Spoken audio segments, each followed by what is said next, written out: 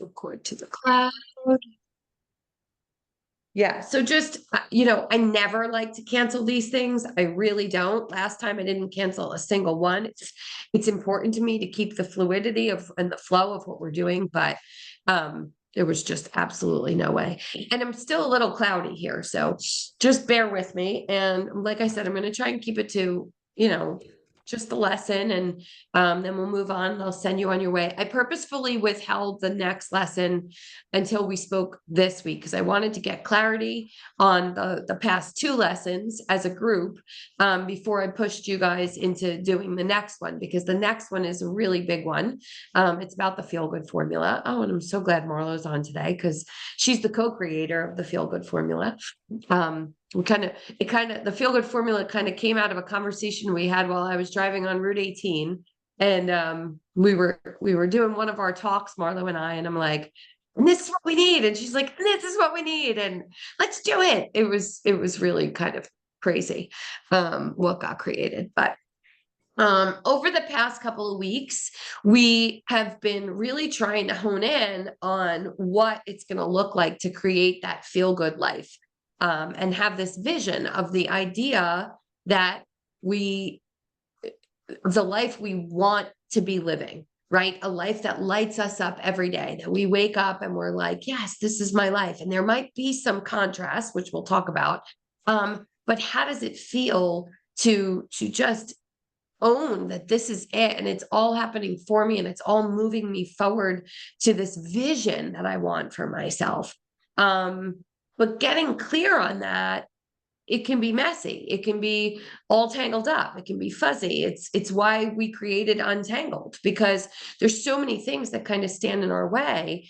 And usually it's powered by contrast, right? So usually we start to see this contrast, all these things we don't want. Anything that doesn't feel good as holding us back from that feel good life. But really, it's one of the most powerful tools that we have in helping us create the life we do want, because every time we bump into those things that we don't want, we don't like, or that don't feel good, it helps us get really clear on what we really do want instead. So I don't like the way I feel when I'm rushed all day really means I want more time freedom, or I want more organization around my life, or I want less responsibility and I need to delegate some things, right? I don't like how sick I felt last week. What I do like is how deeply energized I feel when I am feeling good, right? So what do I need to do in order to create more of those moments in my life? It's clarity. I don't like how chaotic the holidays can feel. I do love peace and simplicity and connection with my family during the holiday season. So maybe I have to be working on doing more things to reflect that. Right. So it kind of pulls us out of that notion of all these things we just don't like. And it moves us into the direction of our dreams. And it helps us really see that life is happening for us, because every time contrast shows up, it's a gift. It's a gift to show us more of what we do want. I always say God shows up to give us correction, direction, or protection, right? And contrast can be all of those things. It can be correction, like, I don't like this. Okay, well, you're being corrected here. And what is it that you do like? And let's move you towards that. It could be direction. Like, I don't like how this feels right now in my career. Okay, well, where do you want to be? Let's start directing you that way, right? I don't like how it feels when this person says that thing. Well, that could be protection. Right. Okay. Well, I'm shining a light on the fact that you might not be in a relationship that is serving your greater needs because it doesn't feel good. Right. So all this contrast is giving us is protection, correction, and direction. All right. So then we kind of moved into what's standing in our way. Right. So if we now know what we don't want, and we kind of now know what we do want, what stands in our way? And we moved into fear, and we moved into the four biggest fears: fear of failure, fear of rejection, fear of uncertainty, and fear of success. Right. So big fears. And we started to notice kind of what our fear responses might be. So I want to check in with everybody. Let's see if we, anyone want to come off mute or go into the chat. What one of the fears of the 4 fears did you happen to notice in the past couple of weeks coming up for you most? And bonus, did you notice a fear response? Right. And we'll probably get to see that some of the fear responses with different fears show up in different places. So you may freeze in one area and you may fawn in another. You may fight with someone, but you may, I don't know, flight with someone else.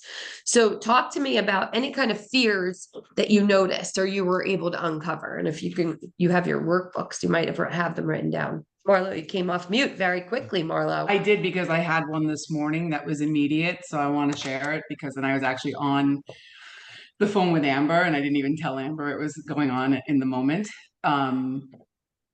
But something came up related to my son, something that, and if you know me, you know I'm all things science girl and I'm willing to do the deep dives. And it was something that we were giving him to take. And I found some information that made me very uncomfortable with him taking it. And Was it a immediately, doctor? Who's they? A no, doctor?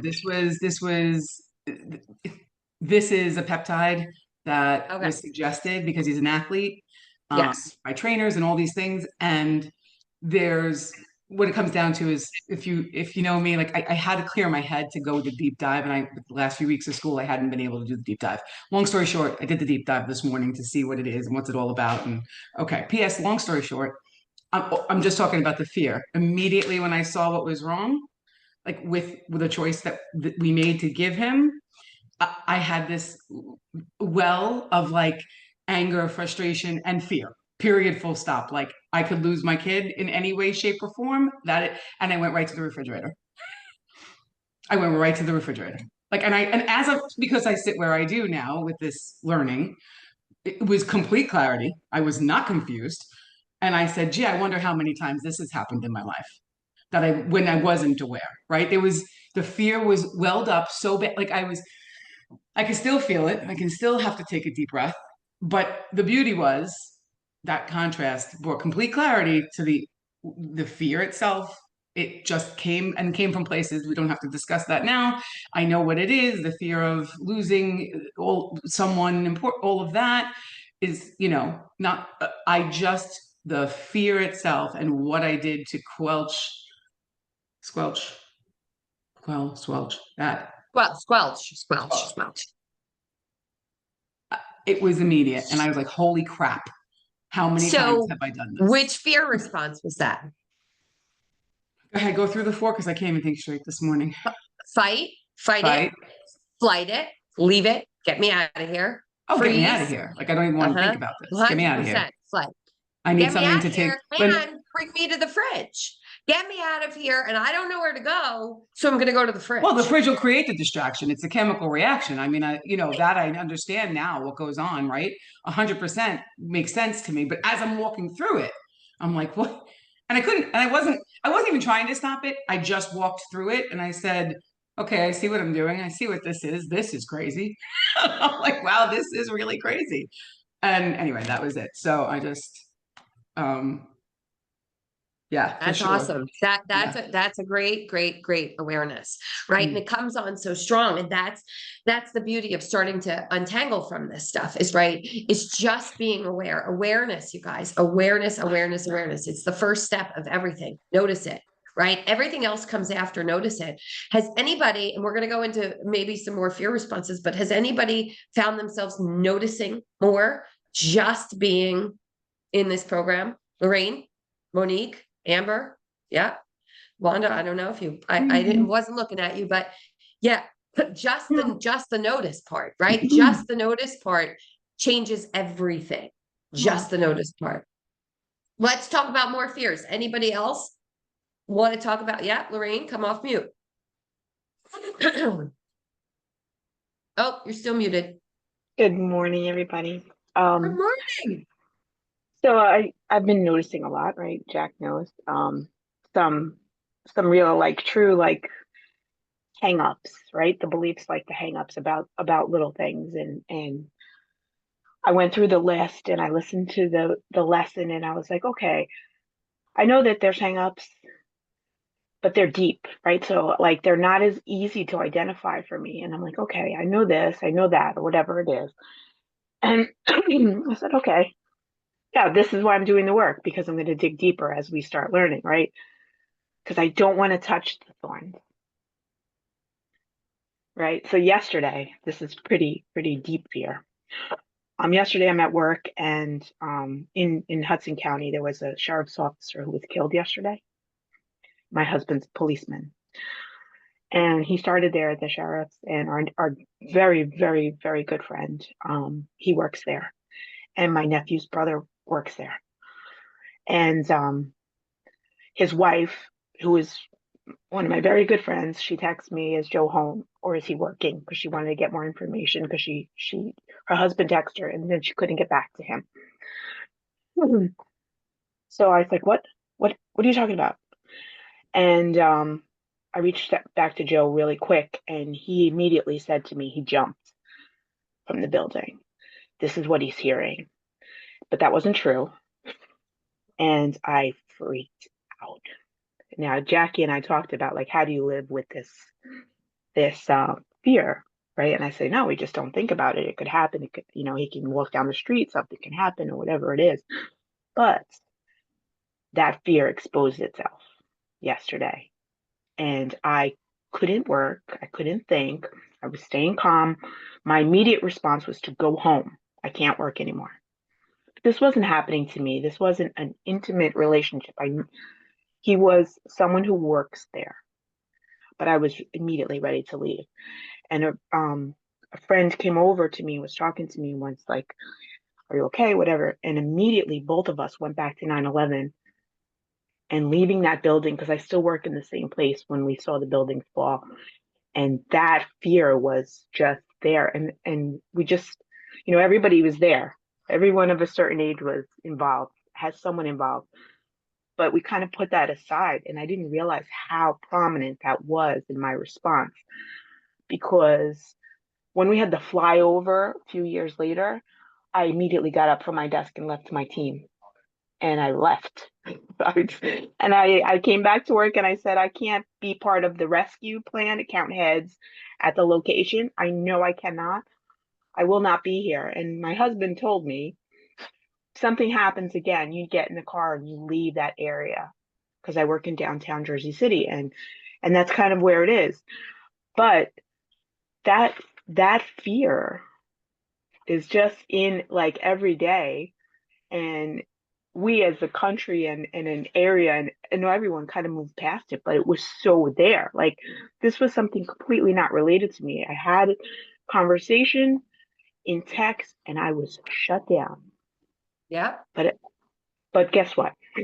I said, all right, I'm going to pray for his family. We don't know what's going on. I'm not going to speculate. And there's a big conference going on Monday and I was helping people get ready for it. And I was like, okay, work is going on. I am fine. Joe is fine. John Paul, my friend, he's fine. That's it. But I absolutely would have went home. Yeah. I was ready to noticed leave. it. You were And ready to fight, right? yeah, And what would it have done if you nothing. went home? Nothing. Nothing. It would I have would have just went home given and you more festered on it. space. Yes, it would have given you more space to go in the spiral down the emotional ladder. That's what it would have done, right? It would have given you that space. But that is comfortable, believe it or not, because that is what your body is used to, right? So what you did was amazing because you noticed the fear and then you sat with it and then you asked when you had felt it before to try and understand it, right? So you're almost trying to name it. And then you immediately go back to 9/11, which means that your body felt the same feeling that it felt that day, right? It was That day. so That's how deep. crazy. That's how deep it is. And this is how we start to pull the thorns, right? We start to pull the thorns by really getting to the thorn. If you don't ever sit with the thorn, you can't pull the thorn. I was talking to I don't remember which one of you I was talking to this week. But we talked about how she immediately goes to gratitude, right? And you did something similar, right? Like you went to Joe is fine, I am fine, right? But you identified it first. A lot of times people try to immediately go to gratitude, which is up here, which does pull you out of the physiological response, right? Because Marla told us last week, right? You can't feel fear and gratitude at the same time. It's physically impossible. But it doesn't do anything to pluck the thorn, right? So if we're just using gratitude as the tool, it's amazing in the moment to pull us out of the negative spiral of the thoughts. But if we're just using gratitude, we're never sitting with the emotional piece of it and getting to the root of the fear so that we can pluck it, right? What you did was you almost got to, that's not what's happening to me. So I can pluck this thorn right now and move on with my day. Right? The thorn of 9/11 is a whole other thorn that you'll get to. But what you were able to do was realize this was a thorn that was related to 9/11. And in that moment, you were able to say, this is not that. This is not that, which is discernment, right? Which is what we're trying to get to. We're trying to just not feel the emotion and go into the fear response immediately. The flight, let me get out of here. Let me go home. Let me get to the refrigerator. We're trying to look at it from a new lens of discernment and say, is this that? Is this that truth? No, it's not. It's just an emotional response I'm feeling that made me feel like it was that truth, but I can go on with my day. Right now, I can pull myself above the line. I can get on with work. We have a big conference on Monday. This is what I want to focus my energy on. And I brought myself back to a new space. That's amazing. That's a lot of work. It And was, well, we've had other, things that kind of, in the job and people lost that have gotten me to the bottom of the spiral. Maybe not to 9/11 because it wasn't as traumatic what happened yesterday is, but I've stayed there and I've stayed in my own grief because of that. And we've talked about that, Jack. Like yep. I can find that space of grief and I could stay there and I say, it's okay. It's okay. But I came home, we had dinner, and today I feel good. So yeah, my prayers are there, but they're not, it's not mine. It's not yours. And that's the beautiful thing. It's not mine to carry. There's no amount of sadness I can feel for them To change it. to change their sadness, right? Yeah. So how can I feel good so that I show up in the best energy so that I can influence the rest of the world and the world around me and continue having intention on what do I want to put out into the world, not being reactive. You see how powerful fear can be, right? It feels real. It feels like it's happening in the moment. It's false evidence appearing real. Or, forget everything and run, right? Like most people have that fear response for flight. Like, let me get out of here, especially when it's something where we feel like we're physically in danger. And it really all comes from these limiting beliefs, right? So we tackle the fear and then we start to notice what is really going on here. What are the beliefs that I'm believing in this moment that is making that fear response come? And that's how we can really start to pluck the thorns, right? So these beliefs we've been carrying sometimes since childhood, right, are just running like software in the back of our brains without us realizing it. They are running the show. And most of them are corrupt files. And if we don't know that they're corrupt files, we don't know to go look at them, right? That's kind of the conundrum of limiting beliefs. It's if you don't know that they're operating, then you can't disprove them. You can't prove them wrong. So we have to get to them. And the notice part is how we start to get to them. The name part is really how we start to identify what is actually going on. And that's what last week's lesson was all about. And, you guys, you have your workbooks, right? So you have all those pages on limiting beliefs. And there's a lot of them. right? So we went through love and romance. We went through the core beliefs, which are really the ones that are the stinking thinking that are going on in our head. The money beliefs, the health beliefs, the career beliefs, the relationship beliefs. There's a lot of beliefs, right? So did anybody, and then I gave you guys these charts, right? This chart to just kind of try and figure out in which areas of your wedges you might have started noticing some limiting beliefs. I was talking to Rhonda yesterday, and we were talking about how, not all of these wedges really apply to her right now. Well, that's a great thing, right? Like we actually only want to be focusing our energy on like top three wedges of your wheel that would make the biggest impact if we start to create more balance in them. Any more than that can kind of be overwhelming. But noticing limiting beliefs in any of these is going to help you, right? Because if it's showing up in one wedge of your life, it's probably creeping in somewhere else. But they really are the basis for a lot of the thorns. We pick up the thorns out of either traumatic responses or emotional responses or things we just became aware of in our lives. And we have to figure out what the thought is behind those thorns, right? There's a big thought there, and that's the belief. Before this, has everybody heard of the word limiting beliefs, or was the word limiting beliefs new to all of you? It was new to you, Rhonda? Mhm.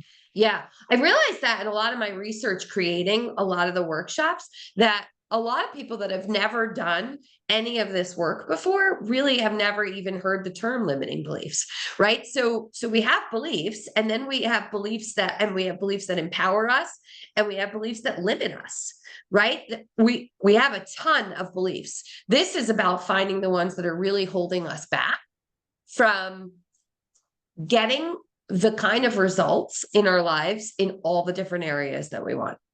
So was anybody able, just either listening to me read them out loud or going through the workbook pages, to really identify a limiting belief that maybe you didn't even know you had? Or if you knew you had it, you were able to kind of trace it back to where it came from? Anybody want to share anything about limiting beliefs? I can share. Yeah. Um, I'll just use the financial ones, I think. Mhm. So, I'm in a, I want to choose my words carefully, a transitioning time in my financial life. And some of the tasks ahead of me are fairly, they put me into the freeze position. How about that? I don't want to use the D word or the O word because I don't want to say it's daunting or over.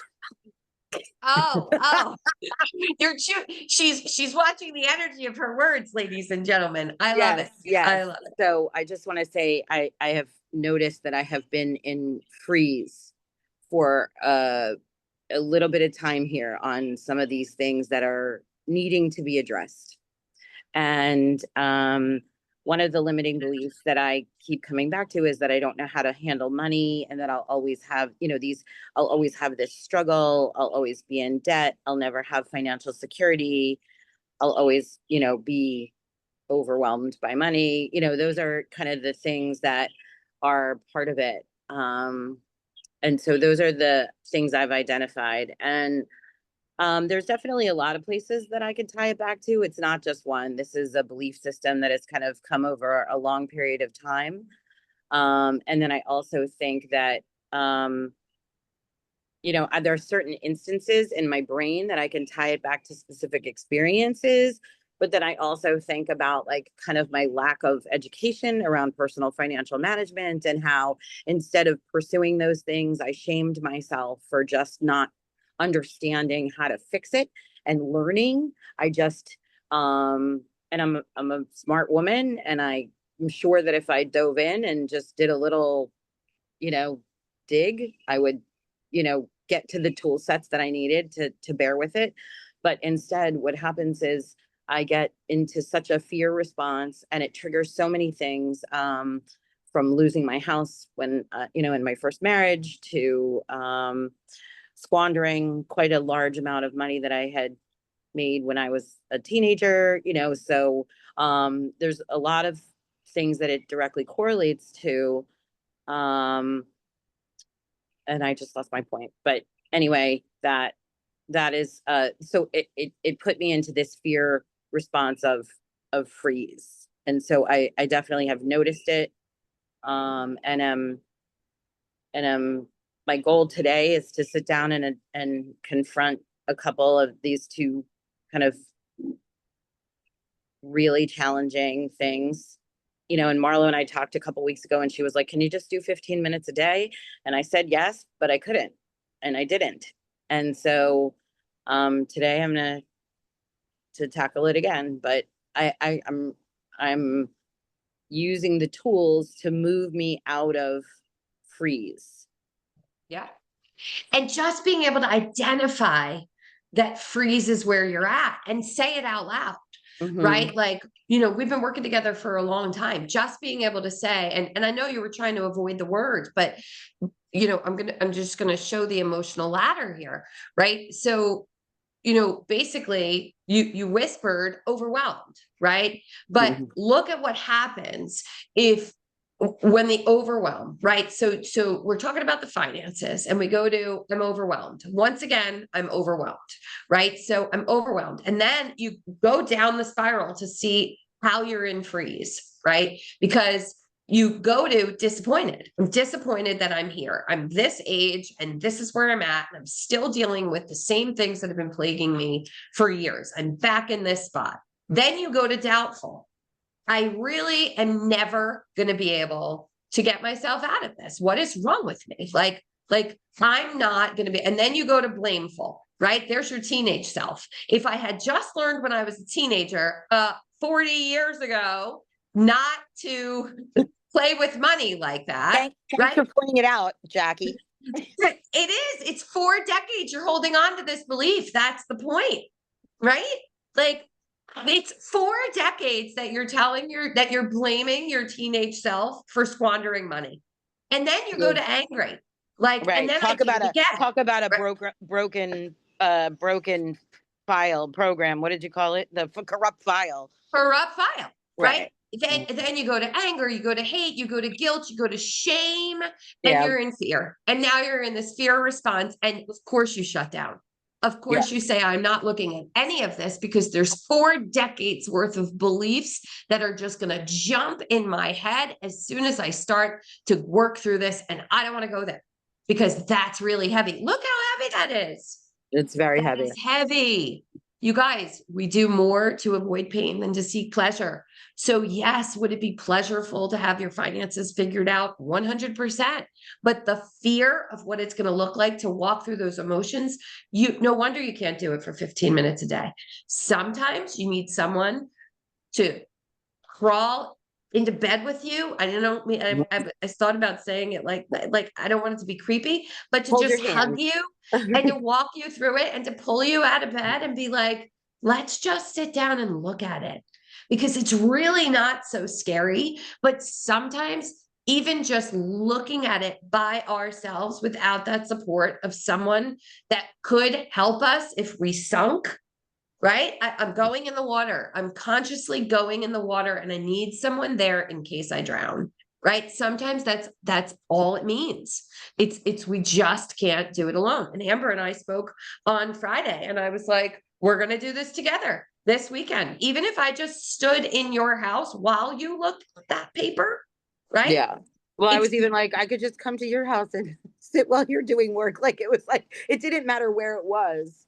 Yeah. It was just having the support to do it, right? Just the physical presence of another person so that you don't feel alone is sometimes that. I want to ask you a question, Amber, and I don't know if you can answer this. If you think about these beliefs, right? Like, I'm not good at handling money. I will never be able to get this money thing right. What do you think that belief has cost you? What does it cost you?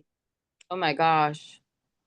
So much. Well, I think because I felt that way, there were so many times I stood in that, maybe that freeze response, which caused the situation to explode in such a way because I didn't deal with it, that I lost my house. I would say it's a factor in my recent relationship ending. I would say it has. I'm sure that I am generationally going top to bottom and bringing it from my mother into my son. And that really disturbs me. I feel like because of that, I had a lot of sleepless nights, a lot of visceral response in my body about knowing that I had these phone calls coming in, or debt that needed to be handled, or and when I've fixed it, because I haven't really dealt with it, I've fixed it like almost like a dry alcoholic versus a recovering alcoholic, right? I just put a band-aid on it but didn't deal with the things. It keeps coming back around over and over again. So here I am, thank you for pointing out, 57, and I and love you. I love you. And she only says it because I just turned it last weekend. But in my 57th year, I'm being faced with it probably in a way that's even more dramatic than I've ever been faced with it before. And although losing my house was a pretty big thing, I would say that I'm at the point now where I'm tired of continuing this path. And so but I mean, the level of what it's cost me, I mean, relationships, my health, passing down things to my son I don't want to, there's a lot of really deep, heavy things that are associated with it. Yeah. And thank you for sharing all that, because that's really the point, right? The point is understanding the cost of holding on to the limiting beliefs, because like Lorraine was saying, it might be easy to go home and just believe them. Right. But when we start to see what the cost is, the cost of our health, the cost of our relationships, the cost of time, right? No one even talked about time. I always say, you'll hear me say it as we keep going on. You're just going to keep going around the mountain. She'll be coming around the mountain when she comes. Marla's going, oh my God, go around the mountain. There it is. She just hit send. Right. So there's this interesting story, and I try, again, this isn't a religious thing but I try and bring it back. There's a lot of amazing stories that we could take away from the Bible, right? There just is. When the Israelites were saved from Egypt and they were going to the promised land, that journey, anybody know how long that journey should have taken, Monique? Wasn't it like days? And then it was like, Days. and they were out there for 40 years. 40 years, right? So the trek should have taken 11 to 14 days total. 11 to 14 days to go from where you were going to where the promised land. What are we trying to do? We're trying to get to our promised land, our feel-good life, our place where we are comfortable and excited and passionate and alive. That's where we're going to the promised land. And we're leaving being enslaved by all of these thoughts and these fears, right? So it could take us 11 days or it could take us 40 years. Right? That's the cost of not working through a lot of the stuff, or working through it. And this isn't about, we're neglecting it, we're avoiding it, staying in the freeze response. We have a freeze response. We have a fight response. We have a flight response. We have a fawn response. They're designed to keep us safe. They're not designed to get us to the promised land. Right? So this is the most real consequence of this work. It really, really is. It's how much time can we save ourselves, and how much energy can we save ourselves? And in the time and the energy, we get our health back and we get our relationship back. Because if we're not using our time and our energy towards putting out these fear fires internally, we can use them towards creating right? And that's what this is about. Like Marlo said, it's the most consequential thing because we're going from being reactive to being proactive, right? We have to have faith. We have to start understanding what the cost is and choosing to work through it and look at it and pluck the thorn, right? Marlo, you came off mute. That's what I was just going to say. That I said, I just feel like the more we do this, the more I realize that I heard Lorraine and I feel that deeply, trying so very hard to avoid that thorn, when in the end result, it is the direct consequence of going around the mountain, right? And Jackie and I have had this conversation, and there's something else. I'm not going to ruin it or use it now, but there's a beautiful poem about walking down a street, and it's directly correlated to this concept. And the closer I get to being able to pull that thorn, the less I have to go around. And so as much as it's uncomfortable as all get up, but that's it. It is so worthwhile not to waste anymore. And I know the words matter. You're going to hear us certainly say that because I've learned how much the words matter, and we say a lot of things before we understand their power. But I don't want to waste any more time. So you can't get around quibbling about the word does matter, and I don't want to waste time. So I want to pull the thorns, as difficult as that sometimes and there's the contrast into clarity. I don't want to waste time, right? So that has negative energy around it, right? The universe doesn't understand the difference between I don't and I do. It just hears us focusing on the end of the stick that says, I'm wasting time. I'm wasting time. Does that feel like good energy over here? No. But what we do want is I want to pull the thorns. That's the clarity. And it's a higher level emotion that we're feeling. I am ready to walk through the stuff that has been holding me back. I am ready and I am excited and I am looking forward to it. Amber? I just was on the phone with my mom this week. I had a lot of stuff happen this week. So not to get into all the things, but I was on the phone with my mom and she was like, I feel like you're in a tunnel and you're going to go from one side to the next and you're going to come out and it's going to be beautiful. And I said, I don't want to be in a tunnel, Mom. Like I'm not. Maybe I'm on a bridge. I was like, because I don't want to live in darkness. I want to look at what I'm facing and I want to walk from one side to the other. I don't want to feel like I'm sucked through this tunnel of despair and darkness and I can't, I want to name it. I want to look at it. I want to get past it so that it doesn't have to feel heavy and below the surface. I want to bring it to the surface. And so I said to her, I'm going to look at this like I'm on a bridge, and I'm sure it's a rocky freaking bridge, and that doesn't mean I might not be a little scared. And that doesn't mean I might not look over and go, wow, it's really fucking far down. But I don't want to think about it in that perspective precisely because of these things, because I think it's when you stay in the darkness, you're not pulling the thorn. You're not. And so I just wanted to share that analogy because it was very poignant for me this week to think about it with that mindset. I love it. And I love where she was coming from too. Like the light at the end of the tunnel, she was, but I love how the imagery showed you that that's still dark down there. And I'm not waiting for the light. I'm going to stand in the light and I'm going to walk to the other side. Right. I'm going to stand in the light because we can't find anything out in the darkness. And that's really what this is about. So, Marlo talked about the words, right? And we're going to actually talk about words right now. I got to just pull up my screen. So we did a little deep diving into the words, but this page can you guys see that or is it too small? Small. It's small? Let me see something. Pull it up somewhere else. Jackie, can you present that page? Page 26 in your workbook. I think I can. Hold on. Presenter view. Better? Yeah. Mm-hmm. I mean, can you read it?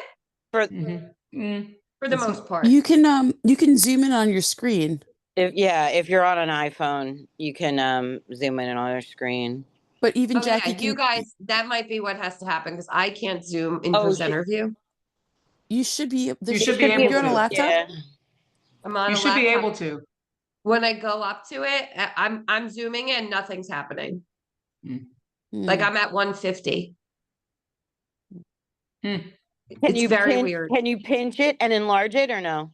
No, I tried. Okay. It's so weird. All right. Well, anyway, It's what if page in the you workbook? 26, I have Page it. 26 Yeah. in the workbook. page 26. All right. So now that we're getting clearer on all of this, right? And we're really starting to notice it, I want to give you guys more tools to help you be able to see when the fear or the limiting belief is coming in, right? So this is about two things. It's about the vibration of our words, right? And what it's attracting and what it's sending out in the magnetism part, but it's also about the noticing part, right? And the naming part, because when we can really start to hear what comes up most for us as we're talking throughout the day, we really can start to spot when we're in a below the line emotion, right? And something might be there that is calling to us.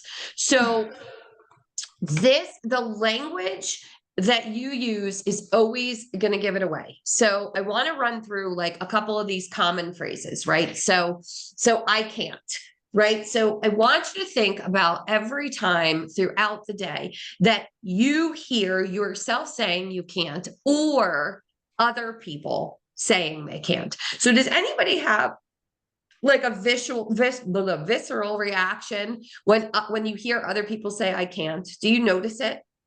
Does anybody notice when other people do it? I do. I do with certain people, like my mom, when she says things like that. I've noticed as she's gotten older and she's really gotten in her own head and has started having fears that were not who she was as a, you know, as a younger woman. And so I find that I point them out to her.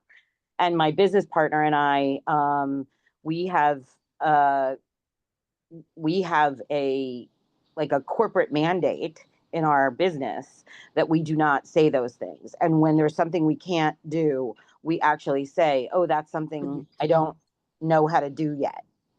So we really correct each other and force each other to be aware of our words. And I love that about my partner. Yeah, and I've been on calls with you and your partner where you've done it, and I'm like, this is an amazing thing to be doing, right? Because they're recognizing the limiting beliefs in each other, and they're just going, nope, and immediately they have to rephrase it. But I can't is really the biggest sign that a limiting belief is there, right? Like I can't talk to him about that. Right. Well, the truth is you can, but you're choosing not to because there's a fear or a limiting belief operating behind that. I can't present my ideas to the group, right? Well, you can, but you're choosing not to because there's a fear or a limiting belief that's stopping you. I can't lose 30 pounds. Well, you can. You just haven't come up with the way that is going to work that fits in with what you're looking to do and what the end result is going to be and breaks through some of the fears or limiting beliefs you have around it. Right. So I can't always means there's a limiting belief at play and you're choosing not to do something because of a fear or a limiting belief. So when you hear it, just know that that's what it really means. I don't know how to. I don't think I'm cut out for this, right? I don't understand this. I don't know why this is happening to me, right? There's a fear or limiting belief behind there, right? So what could the fear or limiting belief be behind? I don't know how to do that. Having to have that be the truth and then having the onus on you to learn it. Period. Right. Right. I mean, that's why I put it in the chat. Sometimes learning all the new things And for me, of course, feels heavy is telltale, right? Of just looking at the words, right, makes sense to me that those are strong words, certainly where I'm concerned. And then at this age are no less strong, right? The idea that I have to have a whole new skill set is a big deal. And that's something that even when I'm interviewing women for this program, right? Like the idea that I have to make this less about we're learning a whole new skill set to we're uncovering the truth of who we are. But really the reality is I have to learn a whole new skill set, right? Like if someone came to you and said, and this is true of what Amber was saying about the finances and beating herself up even in her 20s or 30s and not looking at it because at that point I should have known how to handle finances. I don't know how to handle finances brings you down the emotional ladder to shame. Right? How at 30 years old can I not know how to do finances? So you stay frozen in that when you're 40 and when you're 50 and then when you're into 60, right? Like my grandmother didn't know how to drive. She lived in Manhattan and then she lived on Staten Island and she used public transportation her whole life. She worked and she got around just fine. And that was her whole life. When my grandfather died, we moved her out to New Jersey, into rural New Jersey. She didn't have a car and she was relying on car service. She was only 65 years old. I was a teenager at the time. And I said to her, Grandma, are you going to go learn how to drive now? And she said, oh, I'm too old to learn how to drive. And I said, what do you mean? And she said, I can't learn how to drive at 65, Jackie. And I was like, so what are you going to do? And she was like, well, everyone will take me around and I'll use car service. Back in that day, there was car service, right? And I said, Grandma, in 10 years, you're going to be 75. I said, you're going to be 75 whether you drive or whether you don't drive. So wouldn't you rather be 75 and drive and have spent 10 years doing something new and exciting and having freedom? And she goes, oh, please. And that was the end of it. Well, do you know at her 75th birthday, she came over to me and she said, I'm 75 today and I still don't know how to drive. And don't you think I ever don't forget what you said? And I could have been driving for 10 years.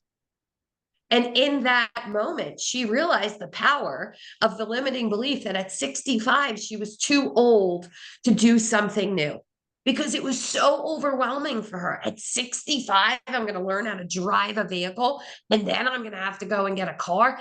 Then I'm going to have to get insurance, and then blah, blah, blah, blah, blah, blah, blah, right? Like think about where it took her. She didn't have any money, which is why we were moving her out here. Long story short, my grandfather didn't renew his life insurance policy the week before he died. So she literally had nothing. Right. So it could have gone to, why am I really not driving? What is the real fear here? I don't have the money. Right. I'm barely getting by without having to drive. Now you want me to buy a car, get insurance. I'm going to be a burden. Think about the limiting beliefs. Think about the fear that were really under the I'm too old to drive. Right. There was more than just I'm too old and I'm scared of this new skill set. There was, I'm going to be a burden. I don't have the money for this. I'm working at Nordstrom making $15 an hour. How am I going to be able to do all of this? I can't ask for more, right? That's the stuff that really goes on behind the heaviness of, I'm too old or I don't want to, right? Or the skill set stuff. All right, we'll go to I shouldn't. We talked about this a little bit 2 weeks ago, right? I should or I shouldn't. We're shoulding all over ourselves, right? But what is the limiting belief or the fear behind I shouldn't be so bossy? I shouldn't bother. Monique, that's a good one for you. You have that one. You have that limiting belief. I shouldn't be so bossy. I shouldn't. Let's talk about it. What's the fear behind I shouldn't be so bossy? That people aren't going to like me. Yeah. People aren't going to like me if I tell my truth. Yep. Right. And what's the truth? I can be bossy, but I can also lead in a way where I'm not intentionally bossing people around. Right. Right. And was it ever your intention to boss people around? I mean, on occasion, my kid, yes, but like at work, no. Sometimes it's just like, duh, like, can't you just see how, like what has to happen? Like, sometimes you just got to get shit done, right? Well, and there's the other limiting belief. They're not hearing me or they're not efficient. right? Or right. And the truth is, and we did a lot of work. This has a lot to do with our personalities. It has a lot to do with our conflict resolution styles. We're going to work through all of that, which is why we do this in pieces, because we're going to get to the core of what's behind the reactions that we're having, right? Because the evidence you've picked up is, I shouldn't be so bossy because when I am, people don't like me.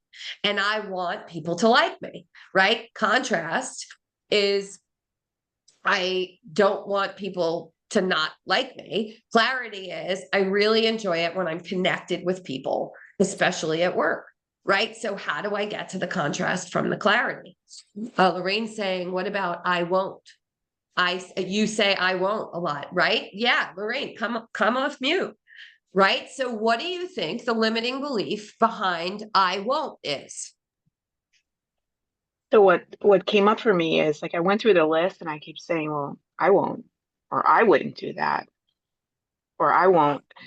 And I have this belief that I don't finish anything. So I won't do that. I won't get to the end. Right? So you've been telling yourself a story.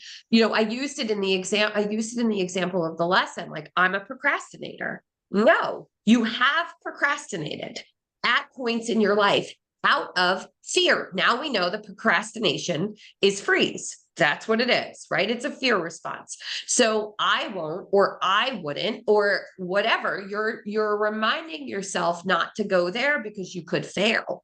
Right? There's a Yeah. fear of failure behind of it, right? So I'm not going to do that because there's a potential that I could fail, or there's a potential that I could succeed. And that's a whole world of uncertainty over there that I don't want to go to. Or I wouldn't do that because I have values that are different than those people's values. We're going to come up on a whole values lesson in the next 2 weeks where we're going to start to be able to let go of some of our limiting beliefs, because we realize that everybody has different values that are in a different hierarchy. So just because I value family first doesn't mean that you value family fifth and you're worse than me. It just means that you have a different value hierarchy, right? And I have to recognize that you're not worse and I'm not better because I put family higher than you do, right? We all have experiences that have created who we are and why we do and say the things we do. And we have to recognize that other people have their own experiences doing the same thing. So that's a good one. I won't. Right? The other thing that came up is when Amber said, in business, they never say they can't. And I'm trained for this, right? We never say we can't because I'm client facing. And I know that sometimes we can't, but I never say it, right? So then you take the step back and then you come back with the options of how you're going to get around what you're not going to do. And the same thing is, I don't know that. Well, you never admit that you don't know the answer till you find the answer.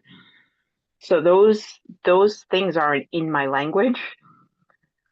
But when I say them, it brings me quietly to myself that what I'm saying isn't true, but not a truth for me personally. So these two things are hanging me up right now. Tell me more. So they're hanging me up because I say these and they're lies. They're a lie.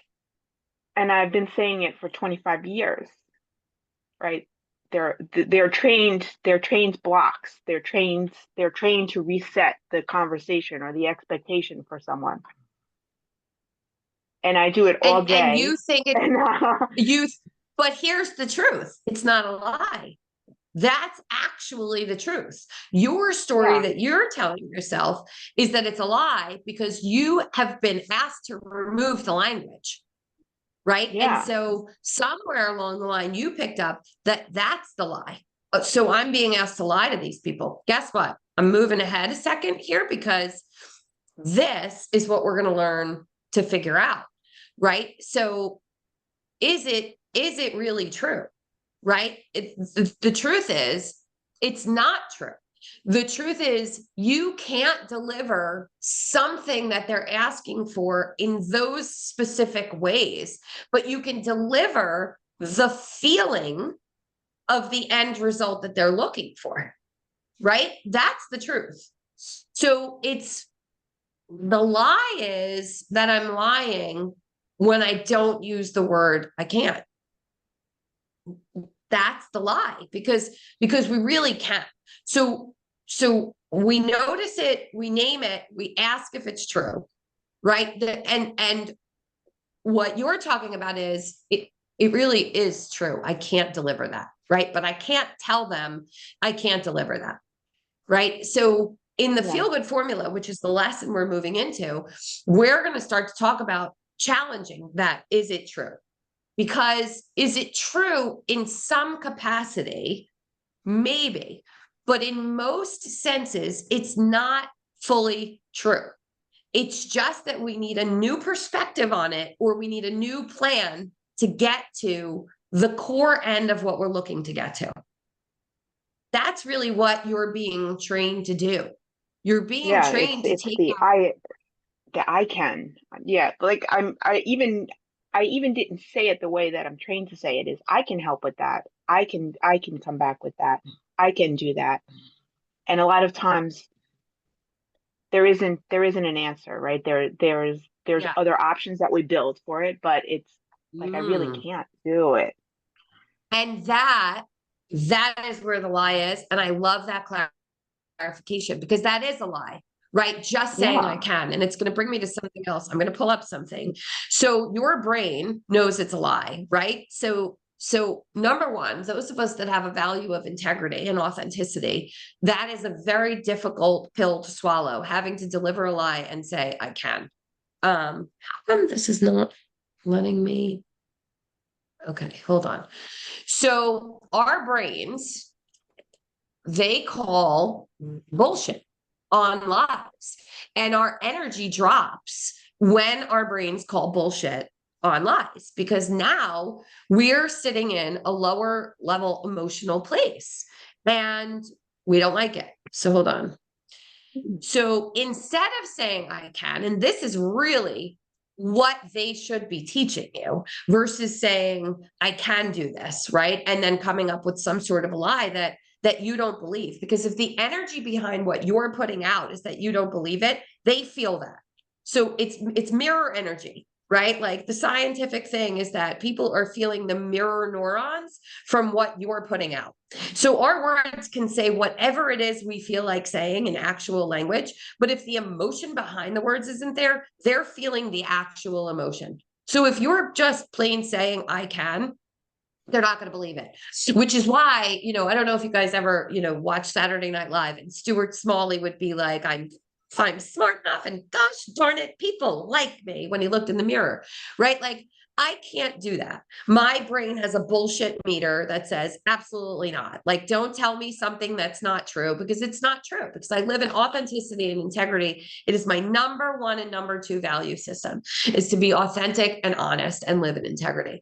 So what the workaround is to find a way to communicate the same thing in a way that your brain and your body is actually going to believe, right? So instead of saying I can, what you can do is pick, this is in your workbook too, but this is a little bit later on in your workbook. I'll find page number 51.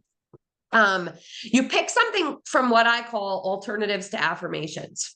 So these are our alternative ways that you can say things that will put out at the energy that is above the line and more positive, right? So let's say you're talking to a client, Lorraine, and you're designed to say like, I can, and you don't believe you can because you know it's not possible.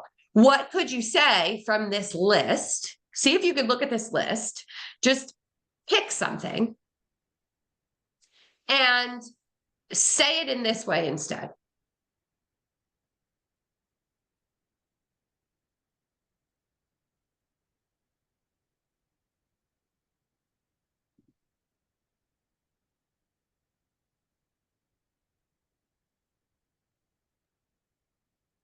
I'm sorry, Jeff. What page was the list on? How far ahead is it? 51. It's on 51. Oh, okay. Way far. Yeah. I know. And while you pull it up, it's just, it's Oh, here. I reframing. see.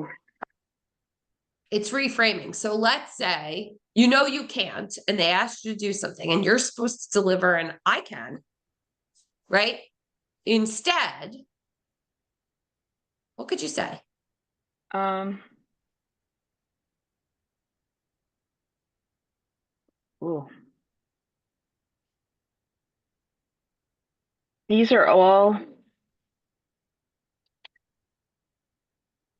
not client satisfying. They are personally satisfying. Yeah. But you couldn't make any of them client satisfying because there's definitely Um, stuff going on that causes stress in work because this is not yeah, lining up with who we are. I could think of something that makes yeah. support what you're trying to Go ahead, Amber. do, Lorraine. The one that stands out to me is I commit to doing the best I can to solve. Yeah, yeah. That Yeah. that really is the only one, like, I commit to. Yep. What about I have the ability to? Yeah, that's what I was thinking.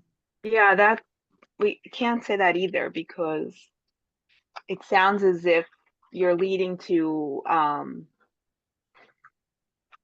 lack of commitment there. For like, I have the ability, meaning like, okay, if you don't really, you sound wishy-washy, you're not committing to me. Like the I can is I'm going to, I'm ownership. I Got it. commit or I have the ability is like, it's a I wishy-washy can. ownership. I can, but I may not want to. I like I Yeah, commit to. like, That's what I was really, I was yeah, getting to I commit to. I commit. Yeah, like I would say, I will say I can a lot, but I will say, I'm going to. My ownership is there. I'm going to. Right. That's how I usually say it. Um, because that's not always I can. That's kind of my way around it, right? It doesn't mean I'm going to get the answer. I'm going to escalate it. I'm going to come back with the options. I see what you need. Well, That's Yeah. how I'll I kind of think what you need is put it. like I accept what Yeah, you're saying. I yeah. hear what you're saying. But Acknowledge it That is it it. them. Yes. I yeah, accept what you're saying. I see what you yeah, need. Yeah. And it's just, again, it's just about understanding, and I think when we get into values, you're going to start to really see it, right? Because there is business and our values can come into clash with the values of business or values of work and that's our employment, right? And so then there's all these beliefs around the employment, right? I'm never going to be aligned with a company that doesn't make me feel this way. I'm never going to be in a position where I don't have to show up saying that I can do something that I really can't do. I'm never going to have my time freedom from working for somebody else, right? It's just a path for us to follow down the rabbit hole to figure out what is going on and untangle from the top down all the different beliefs that show up. Right. I'm just going to go back to our list really quick. If I can figure out how to stop this and then share back to the other screen.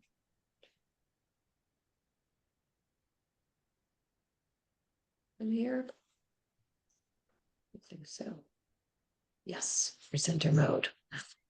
All right, I've tried and I couldn't do it. I've tried reaching out and they didn't answer, right? It's just like this defeating thing, right? So I've already tried that. Okay. So how do we recognize what the fear is behind that? The fear is I don't have enough time or energy to keep working on this problem. Right? Or it's doubt. If you think about the emotional ladder, like it's never going to work out. So why am I bothering? Right? I've already tried doing that. I've already tried talking to the person. Well, maybe you did in a different circumstance, but now circumstances are different. I always tell people, even every week you're going through this, you're a different person than you were last week. Right. So even if you've tried something completely different, even if you've tried something before, having the new skill set that you're building every single week here puts you in a different position than you were ever in before.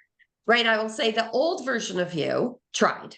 The new version of you that has new tools, new skills, new understanding, new discernment, right? Can do it again and expect a different outcome. And it might, again, not be the perfect ideal outcome, but it's going to get you closer around the mountain than standing still, right? Because we can't figure out why a journey that could take 11 days takes us 40 if we don't continue looking and moving forward. We have to move forward to say, okay, we messed up here. We didn't do this. This is what I was supposed to learn. Let me go, and let me go again, right? Life is about learning. It's not about getting it right. It's about learning. Every single instance that we're given is a chance for us to move forward towards where we really get to the promised land, towards where we want to go. We have to learn the lessons along the way. We have to. And then, we get so mad. I'm in this position again. I'm around the mountain again. Well, if you weren't around the mountain again, how could you have put into practice the things that you just learned from going around the mountain last time?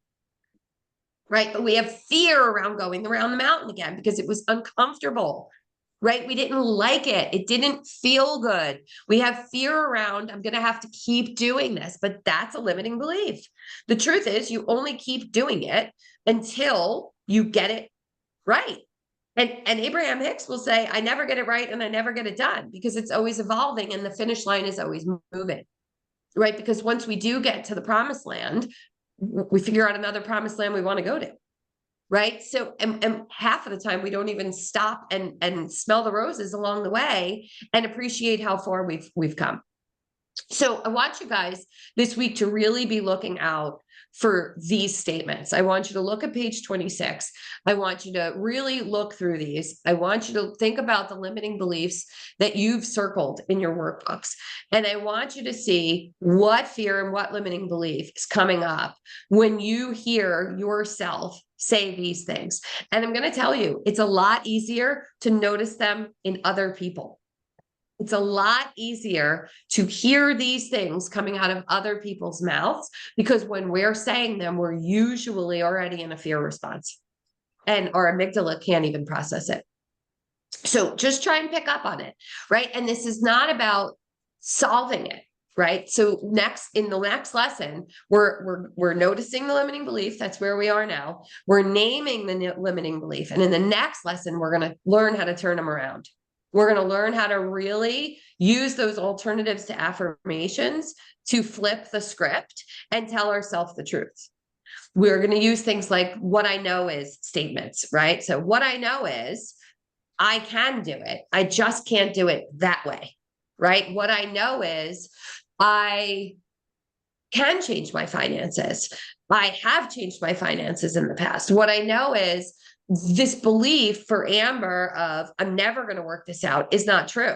It's I am this much closer to figuring it out, because what I learned this last time was more than what I learned the time before that, right? So we're building on the truth of what we've already experienced so that we can get to the discernment in the limiting belief and prove it wrong. We're carrying these limiting beliefs from when we're 6 years old, 8 years old, 13 years old, 17 years old.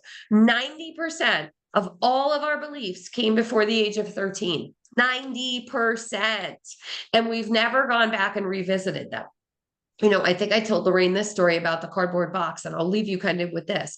I had a huge limiting belief about money, and it was crazy when I peeled away the layers and I finally pulled out the thorn. And this was something that has wreaked havoc. What does it cost me? It cost me really feeling heard and understood in my marriage. My limiting belief around money affected my relationship with my husband more than any other limiting belief that I had. And basically it came down to when I was 6 years old, I went to a concert in Manhattan and I was with my mom, and there were homeless people on the street living in cardboard boxes. And there was one crazy one that was approaching us, and my mother's fear, she gripped my hand and she pulled me close and she told me not to make eye contact, and that he was crazy and that he was dangerous and that we just had to keep walking. And I can still remember feeling her fear come through her into me, and me having this like, reaction of I am not safe, right? And so I picked that up along the way, right? We called them bums at the time, that bums weren't safe and bums live in cardboard boxes. And then somewhere else along the line, third, fourth, fifth grade, I was struggling with homework. I didn't want to do it. I was giving my mom a problem. And she says to me, if you don't do your homework, you're going to end up living homeless on the streets, right? In a cardboard box, right? So I realized that I put those two different experiences together. And in my little 9, 10-year-old self, I told myself, if I'm not successful financially, that I'm in danger living amongst the bums on the street, right? And I'm in danger. So my body said, no money means death, right? Or very big pain, right? And that's where every time I felt like I didn't have enough money, my brain went to, you're going to be homeless in a cardboard box, living on the street and raped and murdered and with insane people that are crazy. That is discernment. Discernment was being able to recognize, number one, notice it, right? So when my husband has a conversation with me about not having enough money, right? I immediately go to homeless on the street. How is that possible? Right? Like there is absolutely no version of Jackie Catalano in this day and age where I could be homeless on the street. I could go work at Starbucks and live in a 1-bedroom apartment anywhere and be completely fine. I am never, unless I decided to have a crack habit tomorrow, I am not living on the street in a cardboard box ever in this existence. So to be able to make it so funny that that's never going to be able to happen, like now I can laugh at it. But first I had to notice all the times that it was showing up. And I had to name that that has nothing to do with this conversation. It has to do with this fear of that. And it has to do with this limiting belief behind the fear that not having enough money means that I'm going to be homeless, right? So I get to ask myself, is this true? Absolutely not. In no world is this true. How do I know that? Well, now I can tell myself all the true statements, right? I'm a college educated person. I have plenty of experience. I have family that would take me in. I'm not going to be homeless. That's black and white, right? Like, and then I have to remind myself of the truth in order to be able to pull myself out there. But I'm here to tell you that once I pulled the thorn and got to the thorn, I didn't even have to do all of these steps. I don't have to tell myself what the truth is anymore. Now I've already pulled the thorn. The feel-good formula that you're going to learn about is how you can get to the truth and pull the thorn so that you never have to keep revisiting it. Because once we realize what the thorn is and we pull it out, the body, the physiological response to that fear is going to go away. It's going to go away. Is this making sense to everybody? Yeah. All right, so I'm sending you all off on your own way. This is the lens, right? Pretend like you had sunglasses on and they were dirty and you were looking out of the world through dirty sunglasses. We're taking them off, we're wiping them down, and we're going to start to see the world through a new lens. The feel-good formula is how you're going to get to a new lens. It's how you want to live. It's what you want to see. It's what we're choosing to do, right? We're choosing to not sit in the limiting beliefs. So that's really it. We're going to pause here for today. This new lesson, it's really going to be life-changing for you guys. It's really the heartbeat of all the stuff that we're going to do from this point forward. I'm going to say a lot. Is that true? Is that true? Is that true? Is that true? When we speak in our one-on-one sessions and in a lot of our group sessions, because this is about getting to the truth. We tell ourselves stories all the time. We're starting to figure out what the stories are. We're starting to figure out what the software is. And we're going to start to say to ourselves, if we're going to tell ourselves a story, let's make it a good one. Right? Or we're going to get to the truth of what the story is. And we're going to start telling ourselves the truth, right? A story is a story. We can make up something good or we can make up something bad. But if we live in the truth and of the now and of what we know is, we're going to be able to walk through life feeling so much better because those thoughts aren't going to be able to pull us down that emotional ladder. All right, ladies, I want to go around. Biggest takeaway from today's session. What's something that you're taking away and you're taking into this week and you're excited about? Rhonda. Well, the limiting beliefs, the list has brought up a few that I didn't think I said to myself, and I'm realizing that I do, and how I can see them differently, recognize them a little better, and consider their truth. Consider their truth. We don't have to believe them, Right. right? It's our thoughts become our habits, and our habits becomes our lives, and we never go back. Awesome. Use that list, look for it. We'll talk more about what you find. Lorraine. So I am back to money and career and my struggles with money and, time wasted. Amber really kind of brought that to light for me again because it's on my wheel and that's not what I worked on this week, but it's there and it is definitely holding me back in career because that safety of having my salary and being in a place that I'm known is keeping me there. So more work on that this week. More definitely. Yeah. Look for the There's limiting deep beliefs. thorns. Deep thorns look there. for the limiting beliefs at work. Look for the limiting belief. We talked about it with Joe in the financial conversation. It's there. They are there and they keep us stuck. They keep us stuck because it's not safe out there, right? It's just not safe out there. And there's limiting beliefs that say, I can't handle not safe, right? I'm too busy to deal with not safe. One of the things when I was creating this program was about working through the woman that needed this program. And one of her biggest fears is, how do I work on this stuff and still hold my life up exactly where it is? Because if my life starts to crumble, I'm not going to be able to work on me. Right. So I have to hold this up all at the same time. And that's why we do it in such a slow process, because we have to see where the limiting beliefs are tangled into what wedges of the wheel. Right. So your financial and career stuff is tangled into your ability to provide for your family. And your ability to provide for your family is tied into your kids' happiness, and your kids' happiness is tied into your, like, it's all kind of tied together. So we just have to start getting the threads, like one thread at a time. That's what we're doing, one thread at a time. And then we'll start to follow that thread and we'll see, all right, what other limiting beliefs are attached here? We're going to get to them. We're going to get to them.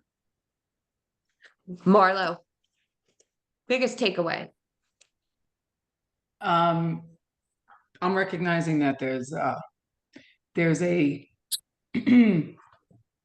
consistency that I realize is required in every wedge of the wheel. There's a belief that I can't or won't stand up to the consistency and discipline that are needed to follow through.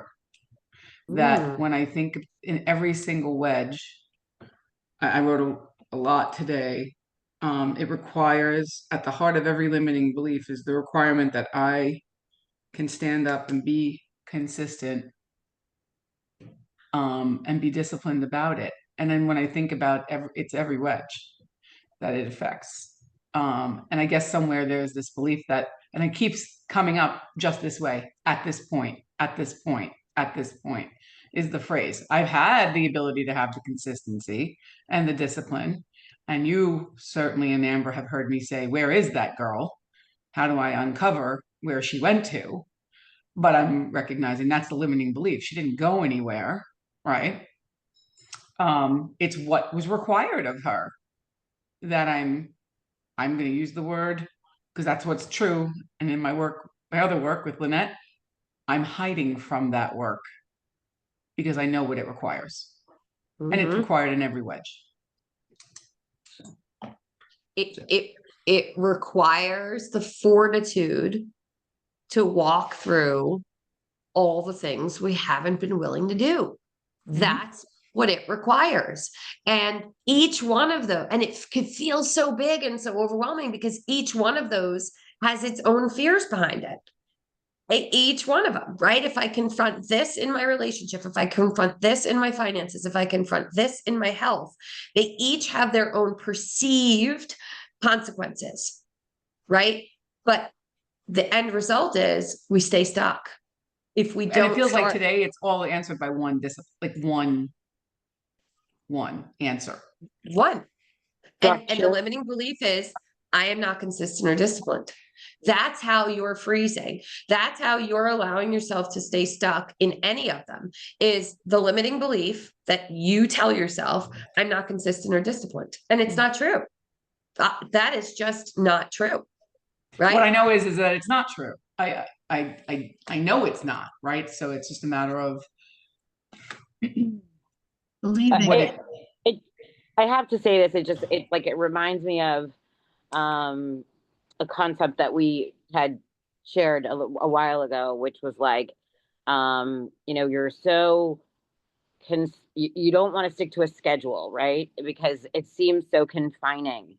But actually, once you got to create the schedule, you had freedom. So it's like there's pain on both sides, right? But right where it's like, but I think sometimes it's the emotional energy or the intellectual energy or the physical energy, whatever it is, to get you from this to that, right? But then once you have that plan and you have the accountability to that plan, then it's actually quite freeing, right?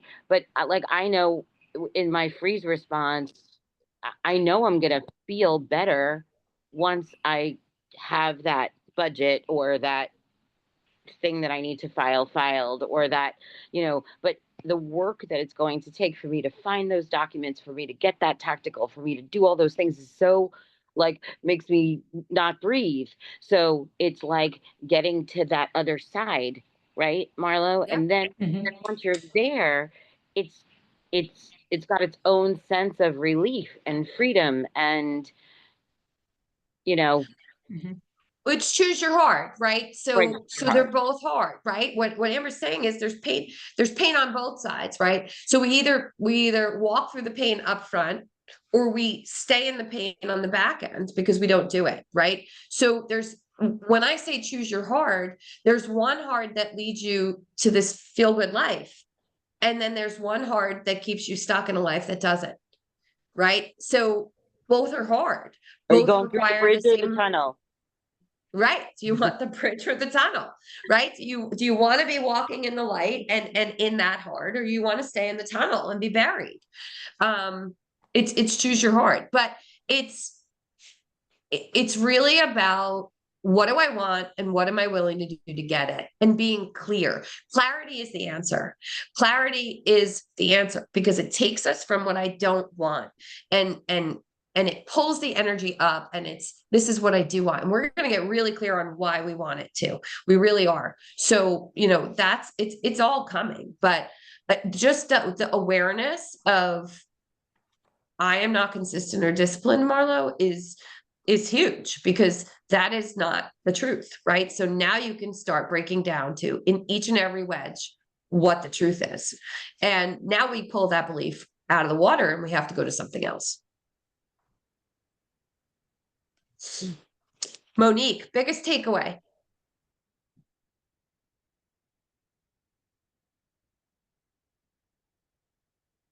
Oh, we can't Sorry, hear I you. was mute. um, for me, I don't know, I was listening to everybody and obviously discipline something I have to work on, but my biggest takeaway is when I start believing my truth, then things work out for me. That was from our session the other day. Because I know all the stuff that I tell myself isn't necessarily true. And getting comfortable with the truth is really something that I have to focus on. So everything that you guys have all touched on or talked about, even like 9/11, like I was going to be in the building that day. Like that brought up something when she said that. And I'm like, I released it by writing about it. And I know I have the tools that I need to get through things. I'm just not implementing them. So there comes the discipline thing, right? Where I say I'm not disciplined yet. I am with certain things and for certain people. So like, why am I not doing it for myself? So I got a lot from everybody and all the things that they said today. But that's my takeaway. Yeah, and again, I'm not disciplined in using them, right? So many of us, we're so hard on ourselves. There's the stinking thinking, there's the limiting beliefs, right? No, I'm going around the mountain and learning to use it. Oh, I have this tool and I never thought about using it here, right? The truth is, I didn't realize that I would still have a fear response to 9/11 all this time later just by people bringing it up, right? I didn't realize that I haven't plucked that thorn. And getting comfortable with the truth, Monique, 100%, right? Because that's uncertainty, fear of uncertainty. If I get comfortable in the truth, I can't control the outcome. And again, our bodies want us to be safe. They don't want us to be happy. Our mind is not here to keep us safe. To keep us happy. It's here to keep us safe. And the fear of the emotional pain is very real. It is like a saber-toothed tiger is in your cave coming to get you. We just have to identify when it's showing up and what our saber-toothed tigers are. They're all there. Yeah. This morning I woke up and something Please. popped into my head and it was, yeah, I'm trying to dictate my path rather than trusting what God has planned for me. And it's like, your life gets harder and harder when you do that. Personally, that's like what I believe. And I know that when I release that, um, things start to move in my favor. So, Well, I release. That's what you're going to use from that affirmations. I release. I release the need to control everything. Yep. And everything ends up working out for me. Yep. And in the end, it always did. You couldn't control anything. That was all just false. We could Yes. control nothing. We think we Exactly. had a hand, but we didn't. Lorraine, Exactly. did you come off? You want to say something? Yeah, I just wanted to share an affirmation that I've kept for a long time, and I went to look for it this week, and it's like a fraction, the way it's listed. I'll send it in the community, but it's what if equals fear, and even if equals faith. And on the other side of that, even if it doesn't work out, I'm okay. God has me, right? It releases that control. I like that. That's so good. So good. Yes, please post that in the group. I will. All right, Amber, we're rounding out with you. Biggest takeaway. I picked some wedges of the wheel that I really am working on. Last night I did some brainstorming, just did a lot of journaling, and then I'm still trying to get to my limiting beliefs. So I think my biggest takeaway was just um, to kind of go back through the pages of the workbook and see what stimuli come to me for. I did finances last night, and I had good intentions to do the other ones, but after you really journal about it, it takes a lot out of you. So I just put it down afterwards and had a lighter moment with myself. But then this morning was able to pull out from the journaling what the limiting beliefs were. So I'm hoping to do that with the other wedges of the wheel. So this was a helpful practice and mindset, I would say, on how to be thinking about it. Awesome. I know you have Audible, but there's a really good book. It's quick. If you want to listen, it could help you. It's called You Are a Badass with Money it's Jen Nacero or Jen Yeah, I Nacero. have it. It's Kim's Yeah. girl. Yeah. You're a Kim's girl? badass, isn't it? You're the Yes, badass yes. girl. So she Yeah, did yeah, You Are a Badass, but You Are yeah. a Badass with Money Yeah. really helps you come up with the limiting beliefs. Book. Yeah. Yeah. So just maybe skim through that because she may just have it in headings and might be able to get to you quicker. Yeah. No, I think I got the finance one. It was more the relationships and the health. Yeah.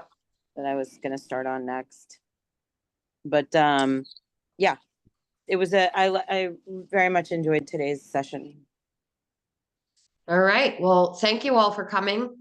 I'll send out the next lesson today, the one where we bust through our BS, our bullshit, our belief systems, right? You're going to really learn the feel good formula. You're going to get past step 1 and step 2 and really start to be able to learn to flip it around, because that's where the magic happens, right? So one thing to be noticing it, one thing to be naming it. What we're really here for is to bust it wide open so that we don't believe it anymore, so that we can start living the life that we were designed to live. So I will see you all in your one-on-one sessions. Look out for the lesson probably around noon today. And share in the group what limiting beliefs come up for you this week. If you notice them, if you catch yourself saying something, if you catch other people saying something, post about it. Share it, because like Rhonda said in hers, I didn't realize that I'm saying a lot of these things to myself. This is where you're going to start to realize it. And saying it out loud, getting it out, really confirms that it's going on and will help you identify it every time it comes up. That's what happens here. Once you see this stuff, you can't unsee it. You can't unsee it. You may not have the tools to do anything about it yet. You may not be in a position where you're feeling well versed in how to turn it around. And I don't want you guys getting stuck in the frustration of, now what do I do? Just notice. Your homework is to really just start to notice as much as we possibly can, because awareness is really where this all starts. So thank you again for coming on a Saturday morning. I kind of liked it. I will see you guys all next week. And thank you for sharing and being so open. And I love you all. One thread at a time. We're untangling it all, girls. Thank See you you. later. Bye. Bye-bye. Bye. Stop.